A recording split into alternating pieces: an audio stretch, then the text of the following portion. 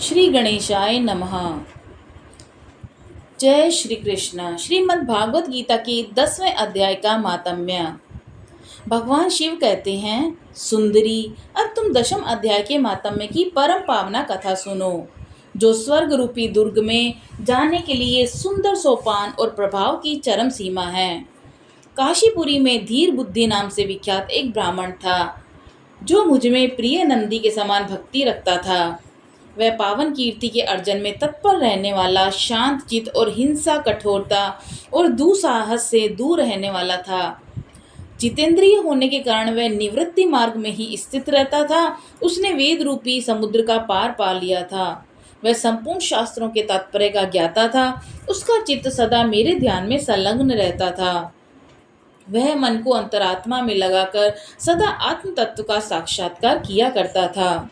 अतः जब वह चलने लगता, तब मैं प्रेमवश उसके पीछे दौड़ दौड़ कर उसे हाथ का सहारा देता रहता था।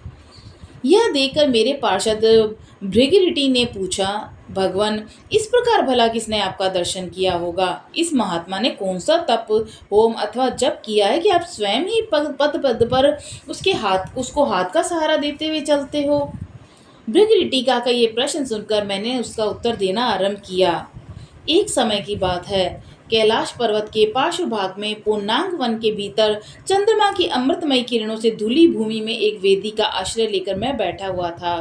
मेरे बैठने के क्षण बर्बाद ही सहसा बड़े जोर की आंधी उठी और वहां के वृक्षों की शाखाएं नीचे ऊपर होकर आपस में टकराने लगी। कितनी ही टहनियां टूट टूट कर बिखर गई। पर्वत की अविचल छाया भी हिलने लगी। इसके बाद वहां महान भयंकर शब्द हुआ, जिससे पर्वत की कंदराएं प्रतिध्वनित हो उठी। तदंतर आकाश से कोई विशाल पक्षी उतरा, जिसकी कांति काले मेघ के समान थी। वह कज्जल की राशि, अंधकार के समुद्र अथवा पंख कटे हुए काले पर्वत सा जान पड़ता था। पैरों से पृथ्वी का सहारा लेकर उस पक्षी ने मुझे प्रणाम किया और एक सुंदर नवीन कमल मेरे चरणों में रखकर स्पष्ट वाणी में स्तुति करनी आरंभ की। पक्षी बोला, देव, आपकी जय हो। आप चिदानंदमयी सुधा की सागर तथा जगत के पालक हैं। सदा सद्भावना से युक्त और अनासक्ति की लहरों से उल्लसित हैं। आपके वैभव का कहीं कोई अंत नहीं है। आपकी जय हो। अद्वैत वासना से परिपूर्ण बुद्धि के द्वारा आप त्रिविध मलों से रहित हैं। आप जितेंद्रिय भक्तों के अधीन रहते हैं और ध्यान में आपके स्वरूप का साक्षात्कार होता है। आप अविद्यामय, उपाधि से रहित, नित्य मुक्त, निराकार, निरामय, असीम, अहंकार शून्य, आवरण रहित और निर्गुण हैं। आपके चरण कमल शरणागत भक्तों की रक्षा करने में प्रवीण हैं। अपने भयंकर ललाट रूपी महासर्प की विष ज्वाला से आपने कामदेव को भी भस्म किया है। आपकी जय हो। आप प्रत्यक्ष आदि प्रमाण से दूर होते हुए भी प्रामाण्य स्वरूप हैं। आपको बारंबार नमस्कार है।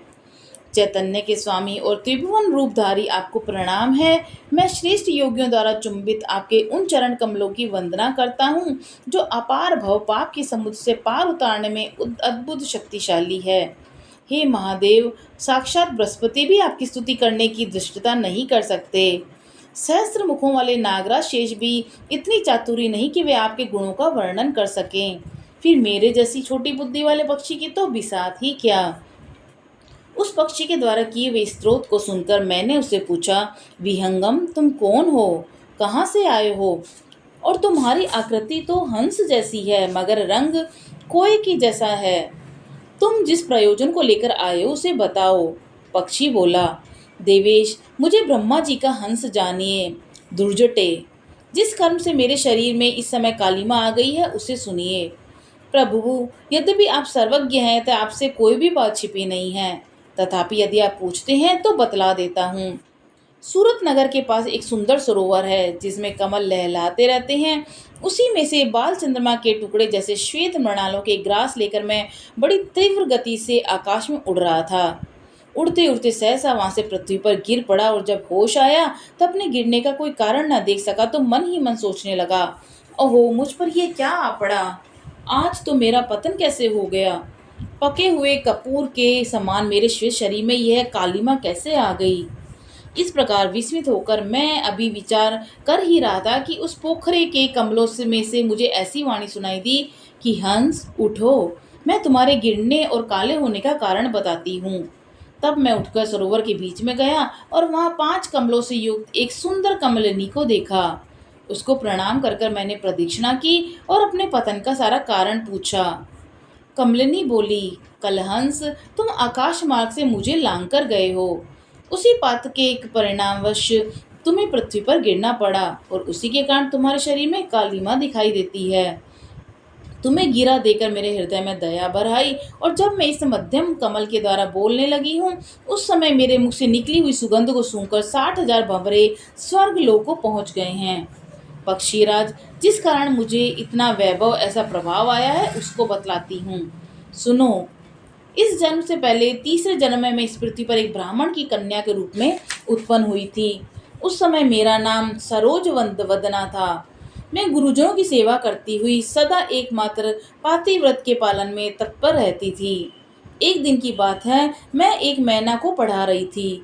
इससे पति सेवा में कुछ विलंब हो गया और इससे पति देवता कुपित हो गए और उन्होंने शाप दे दिया कि पापिनी, तू मैना हो जा।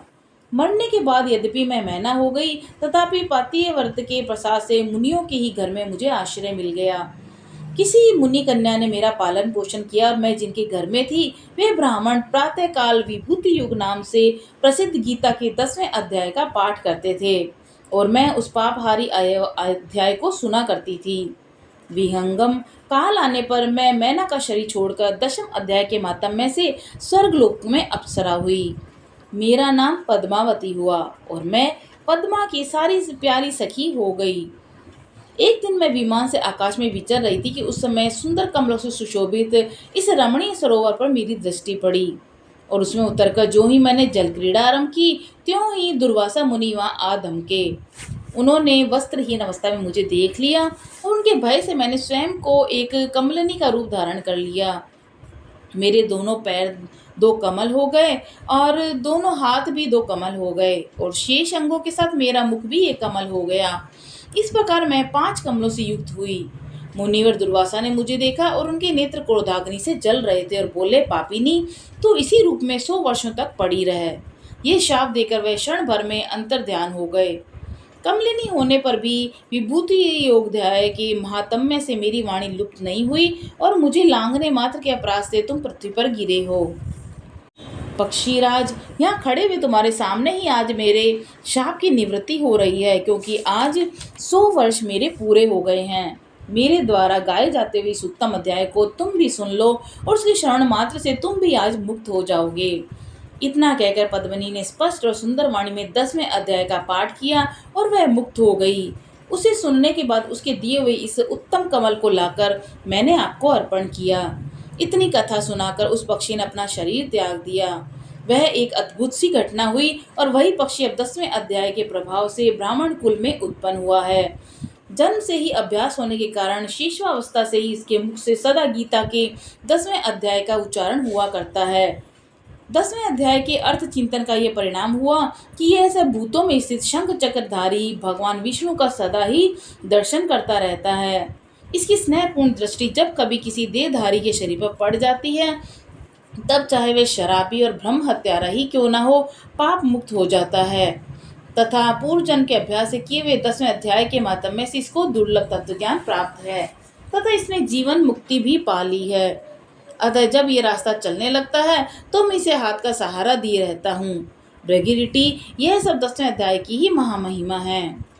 पार्वती, इस प्रकार मैंने भृगिरिटी से के सामने जो पापनाशक कथा कही थी वही यहाँ तुमसे भी कही है। नर हो या नारी अथवा कोई भी क्यों ना हो, इस 10वें अध्याय के शरण मात्र से उसे सब आश्रमों के पावन का फल प्राप्त हो जाता है। बोलो श्री कृष्ण भगवान जी की जय।